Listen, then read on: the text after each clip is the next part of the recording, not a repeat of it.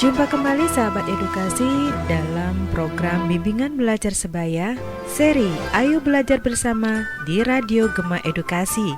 Berbagi ilmu untuk semua. Yang diproduksi oleh UPTD, Balai Pengembangan Teknologi Pendidikan, Dinas Pendidikan dan Kebudayaan Provinsi Lampung. Kali ini kita akan membahas mata pelajaran kimia, materi makromolekul untuk kelas 12.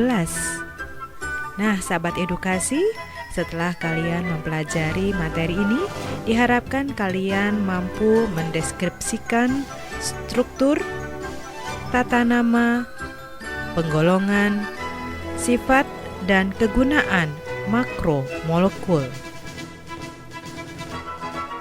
Mari kita dengarkan bersama-sama sahabat edukasi percakapan teman-teman kalian dari SMA Negeri 2 Bandar Lampung bersama Kak Musa Nur Rasid. Selamat mendengarkan.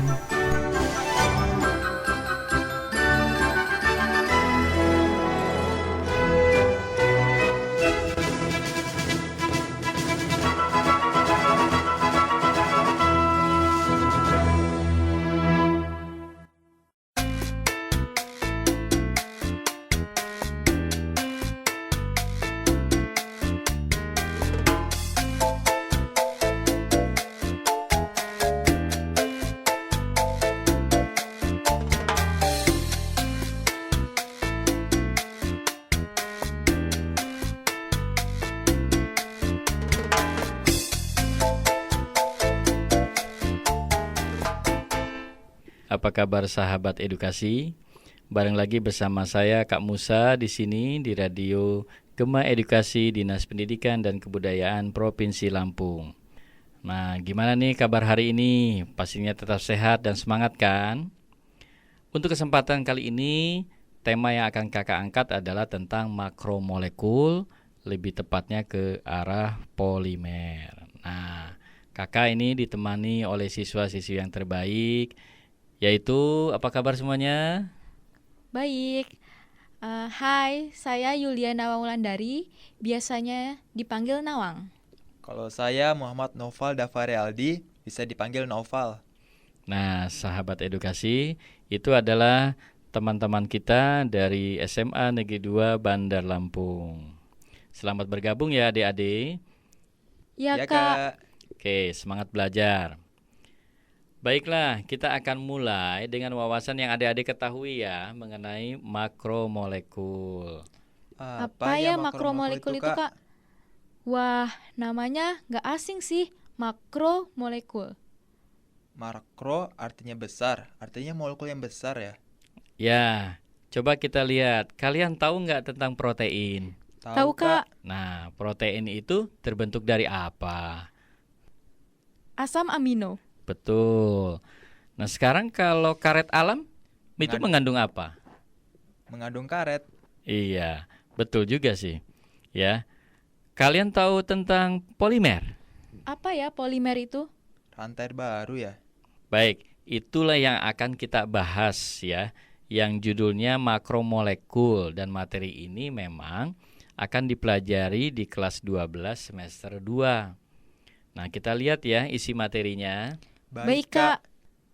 Untuk materi makromolekul, ini standar kompetensinya, poin 4, itu memahami senyawa organik dan reaksinya, benzina dan turunannya, dan makromolekul.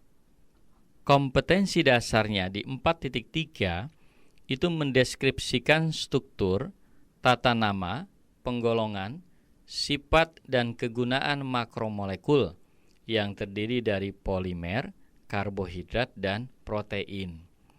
Nah, itulah materi makromolekul. Ada 3 bagian. Apa aja yo tadi? Makromolekul ada 3 bagian, yaitu polimer, karbohidrat, dan protein. Ya, untuk saat ini kita akan membahas tentang makromolekul, khususnya adalah mengenai polimer. Makromolekul atau polimer, kita lihat dari definisinya dulu ya. Kata polimer itu berasal dari bahasa Yunani, yaitu poli dan meros. Poli berarti banyak dan meros berarti unit atau bagian. Jadi, polimer adalah makromolekul atau molekul raksasa yang tersusun dari monomer yang merupakan molekul yang kecil dan sederhana. Jadi, apa tadi polimer itu? Aku, Kak. Polimer itu adalah makromolekul, molekul raksasa yang tersusun dari monomer yang merupakan molekul yang kecil dan sederhana. Ya, jadi makromolekul itu adalah, jadi polimer itu adalah makromolekul yang tersusun dari monomer-monomer yang merupakan molekul yang kecil dan sederhana. Polimer itu kita golongkan, ya, penggolongan polimer berdasarkan asalnya. Nah, polimer ini ada polimer alam. Ya, kita akan bahas polimer alam dulu. Apa itu polimer alam? Polimer yang terbentuk secara alami yang ada di dalam tubuh makhluk hidup. Contohnya nih, Anda tahu biji-bijian kan? Tahu, Kak. Nah, biji-bijian, akar atau umbi, nah itu adalah yang bisa mengandung monomer. Nama monomernya itu adalah glukosa. Nah, lalu glukosa ini akan bergabung dengan glukosa yang lain, dengan yang lain, dengan yang lain, maka akan membentuklah yang namanya satu polimer, yaitu yang dinamakan sebagai amilem. Jadi, glukosa itu sebagai monomernya dan polimernya adalah amilem. Itu berasal dari apa tadi? Biji-bijian dan akar umbi. Ya. Nah, sekarang kalau kita lihat dari sayur-sayuran ya, ada sayur, ada kayu, kapas. Sayur juga termasuk glukosa. Ya. Dan glukosa. Hanya masalahnya yang terbuat dari sayur, kayu atau kapas itu monomernya tetap glukosa. Tetapi glukosanya ini membentuk suatu polimer yang dinamakan dengan selulosa. Ya. Lalu susu, daging, telur, tahu kan itu ya? Ya, Kak. Susu, daging, telur ini adalah menghasilkan suatu asam amino. Ya, asam amino bergabung dengan asam amino yang lainnya membentuk suatu molekul raksasa yang besar, itulah yang dinamakan sebagai protein. Jadi, monomernya adalah asam amino dan polimernya adalah Protein. betul. Selanjutnya, ada juga molekul DNA atau RNA. Nah, ini yang hobi biologi ya. Molekul DNA dan RNA ini monomernya jadi apa? Nukleotida. Betul, nukleotida. Lalu polimernya jadi Asam nukleat. asam nukleat. Jadi monomernya nukleotida, polimernya adalah asam nukleat. Lalu ada getah karet alam. Monomernya ini akan membentuk isofrena dan polimernya adalah karet alam. Kak, maksudnya polimer alami dalam tubuh itu gimana sih, Kak? Polimer yang dibuat sendiri ya? Ya, betul. Polimer yang dibuat di dalam tubuh secara alami. Misalkan begini, polimer itu akan didapat kalau kita mengkonsumsi makanan. Seperti makan sayur, sayur itu di dalam tubuh akan mengalami reaksi polimer, namanya reaksi polimerisasi. Nah, di mana sayur itu kan mengandung glukosa. Dan reaksi polimer dari glukosa inilah yang akan menghasilkan selulosa. Jadi, kalau kita makan daging atau minum susu, maka polimernya menjadi protein dalam tubuh. Ya, itu betul sekali. Prosesnya seperti itu. Tetapi proses yang lebih jelasnya kan ada di bidang biologi ya. Proses yang ada di dalam tubuhnya. Iya, Kak.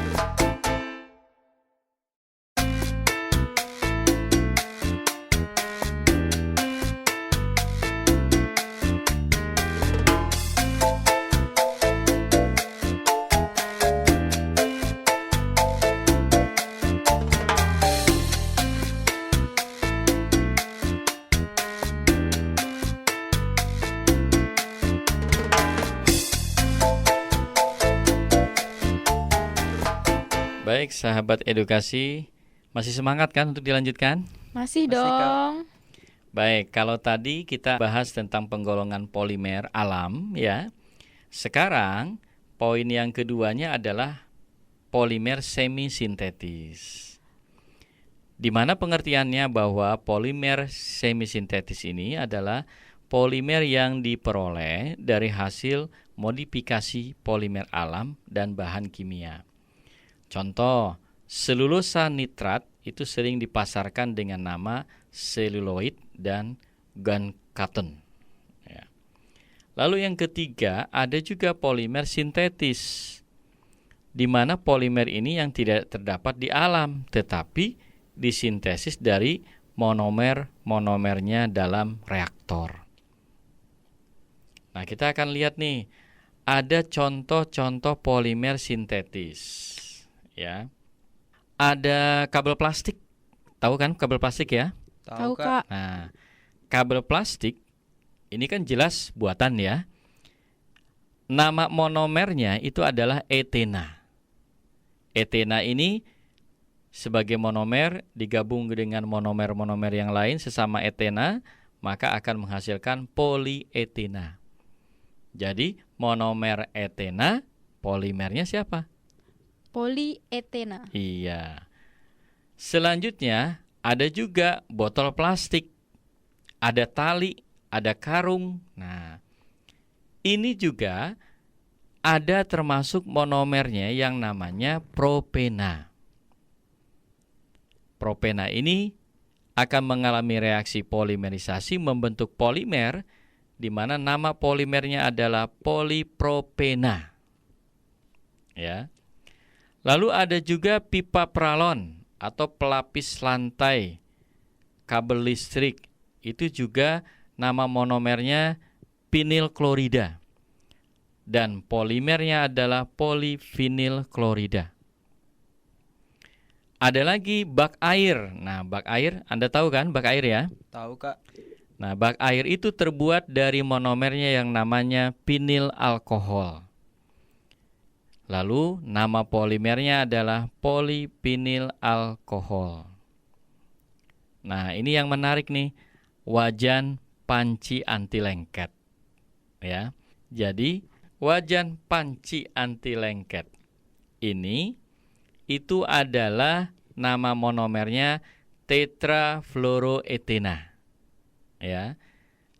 Dan nama polimernya adalah teflon. Kalian sudah pasti dengar kan istilah nama teflon ya? Tahu dong, Kak. Itu kan yang biasa untuk masak. Iya, betul. Nah, teflon ini ternyata itu adalah panci anti lengket ya, karena monomernya tetrafluoroetena. Lalu ada juga pita rekam magnetik. Nah, ada juga bahan tekstil. Bahan tekstil ini nama monomernya adalah asam adipat dan heksametilen diamin. Sekali lagi, nama monomer tekstilnya adalah asam adipat dan heksametilen diamin. Lalu nama polimernya adalah nilon. Sederhana ya, disingkat nilon. Dan ada ban motor nih, ban mobil. Ini namanya adalah butadiena. Nama monomernya butadiena dan nama polimernya adalah polibutadiena. Oh, jadi yang di ban motor mobil itu polimernya polibutadiena ya? Ya, itu nama polimernya polibutadiena, tetapi monomernya adalah Butadiena. iya. Wah, ada juga ya, Kak, polimer buatan. Saya kira hanya polimer alami saja. Iya, ada dong polimer buatan. Kalau tekstil tadi dibuat dari polimer apa ya, Kak? Nah, agar mudah memahami, saya ambil contoh pipa pralon dulu ya. Ini yang mudah kita kenal. Anda tahu kan pipa pralon? Tahu lah, Kak, pipa paralon untuk pipa air kan? Oh, pipa paralon. Ya, nah, pipa pralon itu terbuat dari serat vinil namanya vinilklorida atau kloroetena, yang terdiri dari 2 atom karbon dan 1 atom klor. Reaksi yang dilibatkan namanya reaksi polimerisasi, yaitu mengubah ikatan rangkap menjadi tunggal. Karena pralon bukan alami, maka dikatakan reaksinya reaksi adisi, yaitu membentuk penggabungan secara monomer menjadi polimer. Jadi, gabungan kloroetena menjadi polikloroetena. Nah, nama lainnya yaitu polivinilklorida yang disingkat PVC. Oh, jadi selama ini PVC itu namanya polivinilklorida ya? Hehe, tadi saya mau nanya, kok paralon itu mereknya PVC dan ternyata pipa paralon ya? Nah, sekarang kan sudah tahu ya bahwa PVC adalah bukan merek pipa paralon, tetapi itu adalah nama polimernya. Apa tadi kepanjangannya PVC? Polivinilklorida. Iya. Lalu tadi ada yang nanya tekstil ya? Iya, Kak. Nah, kalau tekstil itu jelas dia termasuk polimer adisi atau buatan ya. Nama monomernya adalah asam adipat dan heksametilen diamin. Dan nama polimernya adalah nilon. Oh, iya Kak. Nah, jadi di dalam pakaian kamu mengenal istilah nilon ya. Kalian tahu kan nilon? Yang di label pakaian-pakaian itu, Kak. Iya. Oh, yang ada tulisannya 100% nilon polister. Betul.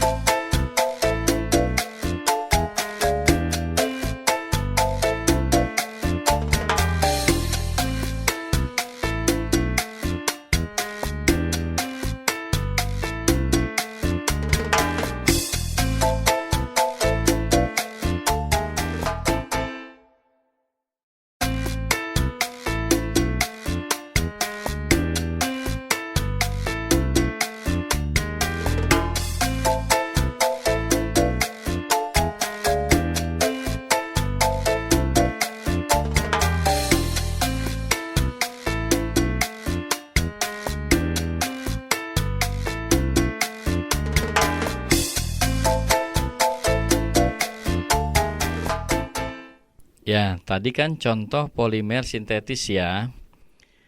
Nah, sekarang kita akan lihat dari monomernya apa saja. Berdasarkan jenis monomernya, itu ternyata ada 2 bentuk. Ada bentuknya homopolimer, ada juga bentuknya kopolimer. Homopolimer adalah polimer yang tersusun dari monomer-monomer yang sama atau sejenis. Contohnya PVC, protein, karet alam, polivinil asetat atau VVA, ada juga polistirena, ada amilem, ada selulosa, dan ada juga teflon.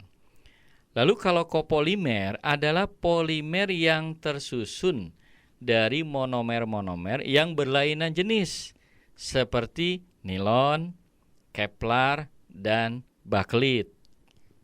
Jadi, homopolimer itu yang tersusun dari monomer-monomer yang sama atau sejenis.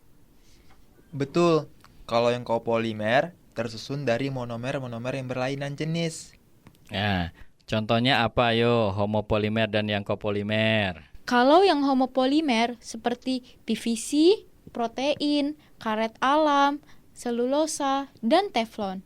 Ya, kalau yang kopolimer seperti nilon, kevlar, dan bakelit. Nah, selanjutnya polimer ini juga ada yang sifatnya terhadap pemanasan atau sifat kekenyalannya. Ini dikelompokkan ada 2, ada yang namanya termoplastik, ada juga yang namanya termosetting. Termoplastik itu adalah polimer yang bersifat kenyal atau liat. Jadi polimer ini ada juga yang berdasarkan sifat pemanasan atau sifat kekenyalannya. Yaitu ada yang termoplastik, ada juga yang termosetting. Apa itu termoplastik ya? Tahu nggak? Saya pernah dengar, Kak, kalau termoplastik adalah polimer yang bersifat kenyal atau liat jika dipanaskan dan dapat dibentuk menurut pola yang diinginkan. Setelah dingin, polimer menjadi keras dan kehilangan sifat kekenyalannya. Contohnya polietilena, PVC, polistirena, polipropilena, vinil, dan nilon. Ya, itu termoplastik ya, di mana polimer yang bersifat kenyal, tapi jika dipanaskan dapat dibentuk menurut pola yang diinginkan. Betul. Lalu termosetting kayak mana? Saya Kak, kalau termosetting, polimer yang bersifat kenyal saat dipanaskan, tetapi setelah dingin tidak dapat dilunakkan kembali. Jika pecah, polimer tersebut tidak dapat disambungkan kembali dengan pemanasan. Contohnya ada bakelit, uretena, polyester, dan formika.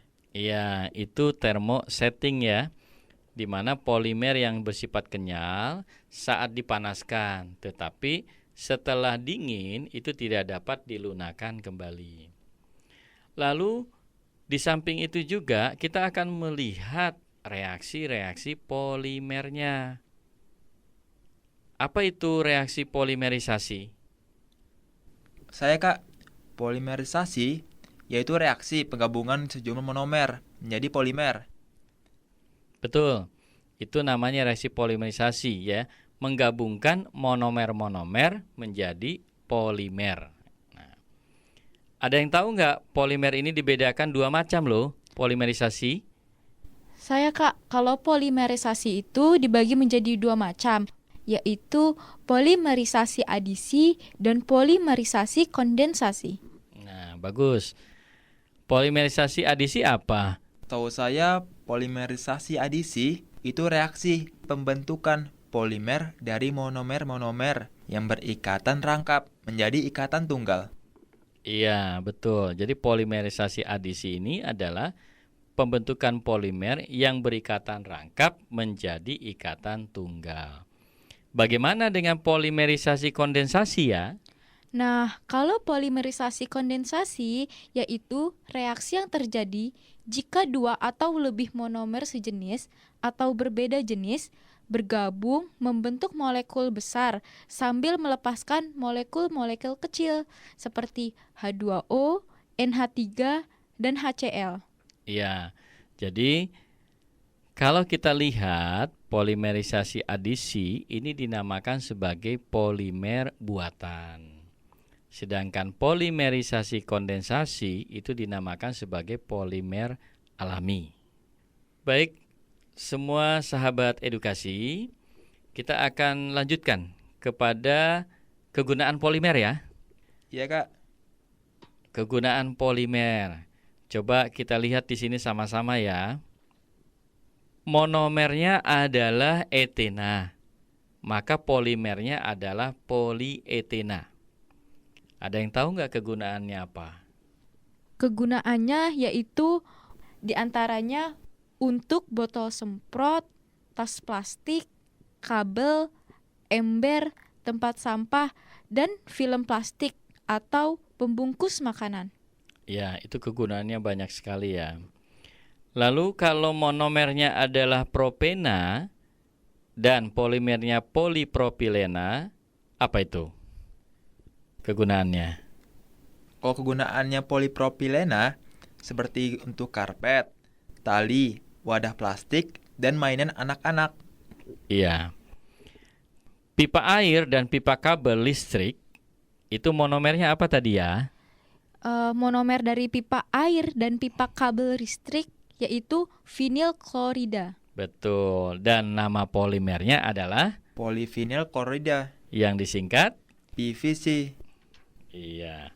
Ada monomer yang lain ini yang benar-benar kita lihat di sini adalah nilon. Ya. Adik-adik, ada nilon atau nama lain dari polimernya adalah poliamida. Lalu nama monomernya adalah asam adipat dan heksametilendiamina. Kegunaannya untuk apa ya? Nilon bisa dipakai untuk pakaian, peralatan camping, laboratorium, rumah tangga, dapur, parasut, dan layar perahu. Iya, betul. Itu adalah nilon ya. Nah, tadi sudah kita bahas loh, ada pelapis anti lengket atau yang namanya wajan anti lengket. Apa itu? Kalau monomernya yaitu tetrafluoroetena, sedangkan polimernya yaitu politetrafluoroetena atau PTFE, atau juga kita sering mendengarnya dengan sebutan teflon. Iya, teflon ya, sebagai wajan untuk masak kan. Nah, selanjutnya ada bakelit. Apa itu bakelit? Kegunaannya? Bakelit itu untuk peralatan listrik, saklar, perlengkapan radio, telepon, kamera, piring, dan gelas kan, Kak? Betul. Lalu nama monomernya apa? Formaldehid dan fenol. Ya, jadi bakelit itu nama monomernya adalah formaldehid dan fenol.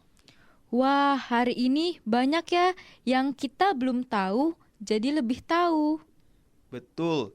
Ini materinya sains banget ya. Tapi aplikasi yang kita dengar bisa ada dalam kehidupan sehari-harinya. Ya, ilmu itu ada asal-usulnya dan sejarahnya. Sekarang kita semua sudah bisa memanfaatkannya ya. Dan semoga bermanfaat buat semua sahabat edukasi. Demikian materi yang kakak sampaikan pada saat ini. Selamat beraktivitas. Salam sains, salam Gema Edukasi.